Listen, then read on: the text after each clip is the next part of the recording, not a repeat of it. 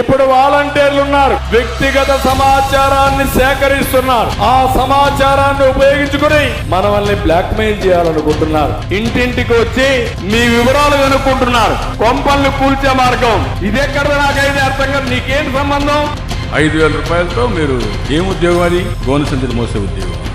ఎప్పుడంటే అప్పుడు ఇండ్లకు వెళ్ళడం, డే టైం మగవాళ్ళు ఉండరు, వెలిపితలు. ప్రియమైన పింఛన్దారులారా, మీ ఈ పరిస్థితికి కారణం టీడీపీయే.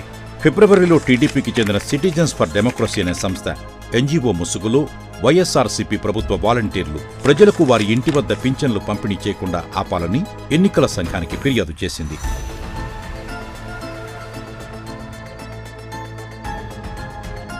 మార్చి 30 వాలంటీర్లు ప్రభుత్వ పథకాలు, సంక్షేమ ప్రయోజనాలు మరియు సంబంధిత కార్యకలాపాలను మీ ఇంటి వద్దకు అందించకుండా నిషేధిస్తూ ఏసీఐ ఉత్తర్వులు జారీ చేసింది. ఈ నిర్ణయంతో నెలవారీ పింఛన్ పంపిణీ కార్యక్రమం